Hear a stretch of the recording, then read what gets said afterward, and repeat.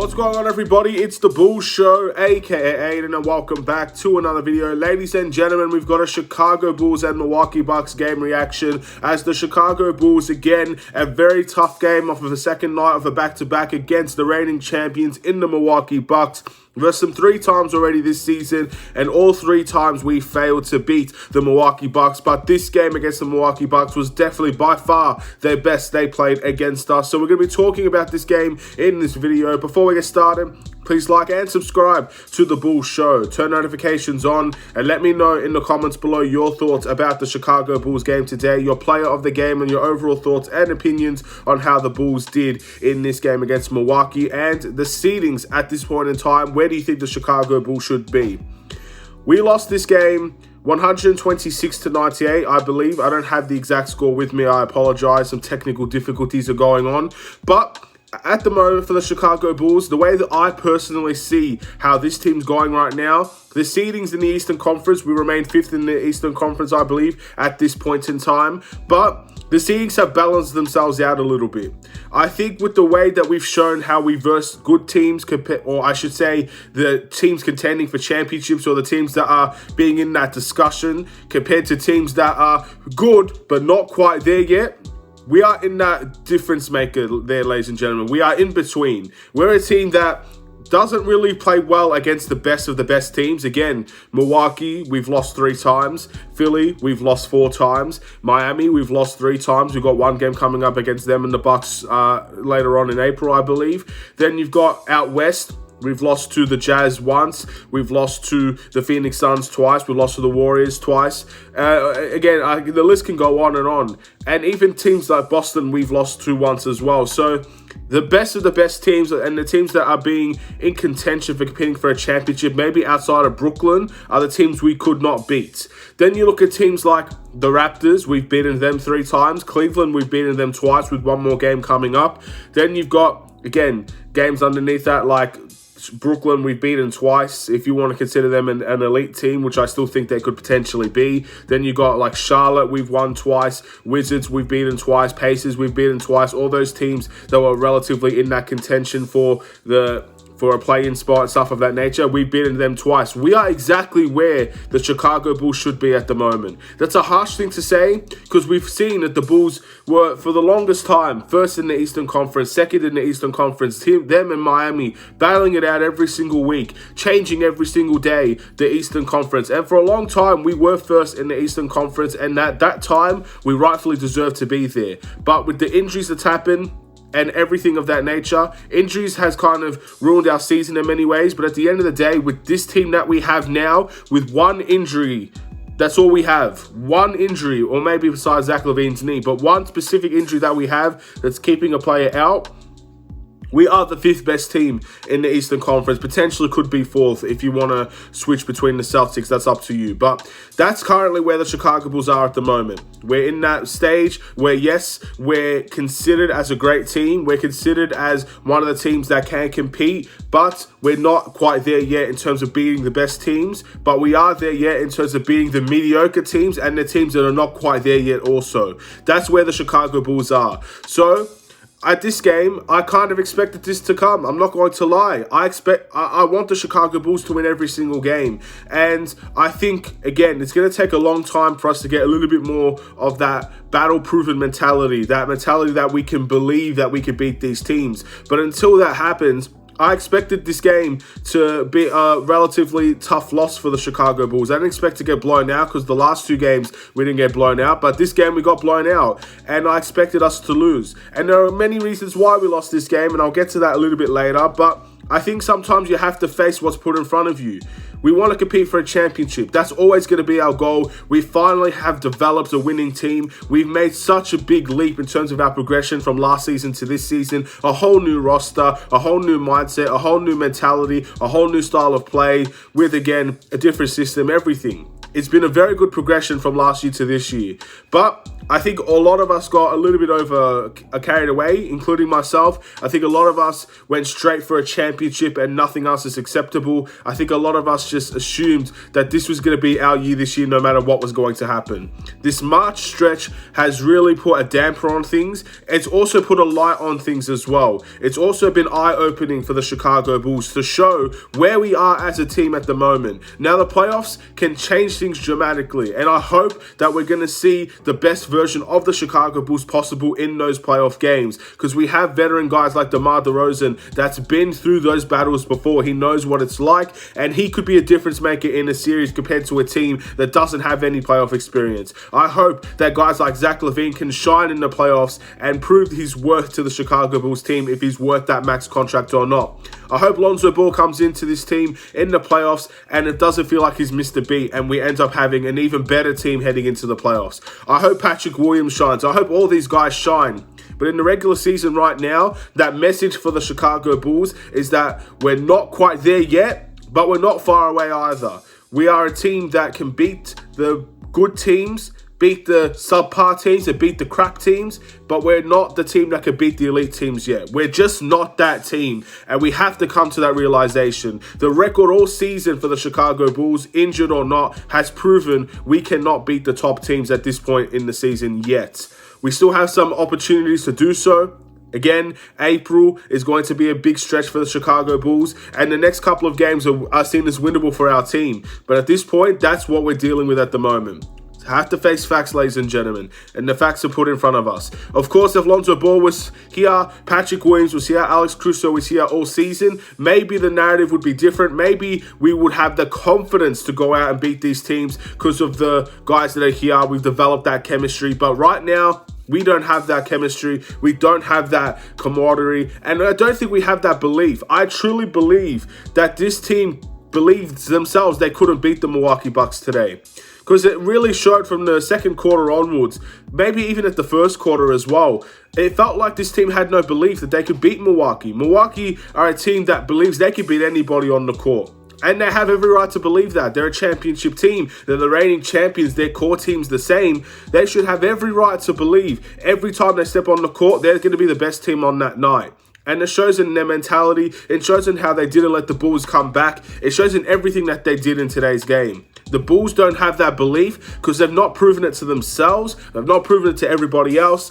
And it doesn't feel like we got any sort of extra ability, an extra level to go up to beat these teams. And we need to start believing that we can. That's the first step in trying to beat these teams. When you beat one of these teams, for example, we got Milwaukee one more time. If we beat Milwaukee, all of a sudden that belief in the next game begins to rise up a bit. Yeah, we just beat Milwaukee. We beat the reigning champions. If we could beat them, we could beat anybody. Then maybe you go beat Miami one time. Wow, we beat Miami. They were giving it on us all season. 3 wins for Miami, but we've beaten them now. We've got that energy. We've got that belief. It all starts with one, ladies and gentlemen. It all starts with one win. And if we get that win, maybe that belief will start to come to life for the Chicago Bulls. But if we don't get that, and we don't end up having that belief heading into the playoffs, it could be a very bad series for us at the moment. But we just need to face that fact. We need to face that reality. We might not be that elite of a team just yet. It might take next season. Maybe we have to be going through these battles and these tough losses to learn how we can identify ourselves, learn how we can pick ourselves up, and learn how we can fight back against some of these teams. Some of the best teams in the NBA has gone through massive amounts of losses before they can turn into that elite team. You see, again, I always mention Golden State Warriors because they're the prime team to look at. But you also look at teams like Milwaukee. They were in a series against Miami where they got, I think, was a 5-game series. I can't remember, but I believe it was a defensive masterclass from Miami that eliminated the Milwaukee Bucks. It was in the bubble. Milwaukee comes back the next year. They have that experience. They have that embarrassment as well of falling in the playoffs, falling to a team that they were very much expected to sweep or at least beat very comfortably. Then all of a sudden, you have the battle tests, you have the mentality that you could beat anybody, and they win a championship the next year. Miami went through the same thing. Miami was going through the same thing. They ended up getting humiliated by the Milwaukee Bucks last year, and they've kind of had that, I guess, they've had that experience of what it's been like to being bullied, being beaten down by the best teams, and they don't want to feel that again. So maybe we have to go through these types of experiences, these humiliating losses, these bad losses, these narratives that we can't beat the best teams for us to hopefully this season, but if not next season, the season after that, become battle proven and start to beat some of these teams ourselves and put ourselves in that category as an elite team. I hope we could do that, but again, we'll talk about that at another time. This is obviously a game reaction. Let's talk about the game a little bit. So we obviously got blown out. I said in my Bulls Weekly video, I believe, I see this game going one of two ways. Obviously, the way it has been going the last two games, where it was very close and competitive, but hopefully the Bulls will be the one that's walking out with a victory after a really good fourth quarter. Or Milwaukee makes a bunch of threes and just run away with the game.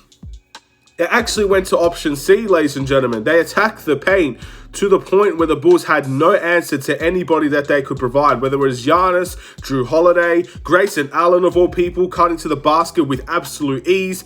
And at the end of the day, we had no answers for that. Bobby Portis and Brook Lopez definitely put it on our bigs as well. So the reality is we had no answers. Yes, they hit threes at the second half and they could not miss in the second half because they had that confidence that we gave them in the first half. But all the way through for the Chicago Bulls, what really hurt us was the points in the paint, was them attacking the paint, was them getting rebounds and putting it on the Chicago Bulls where it hurts the most. You never want to have too many teams dominate you in the paint like Milwaukee did, and that's how they got their victory in my opinion. Their three-pointers definitely helped a long way away in the second half when the game was pretty much already dead and buried. Those three-point shots allowed them to keep that lead, to maintain that lead, even if we were having a good stretch of scoring, but the points in the paint really damaged us today.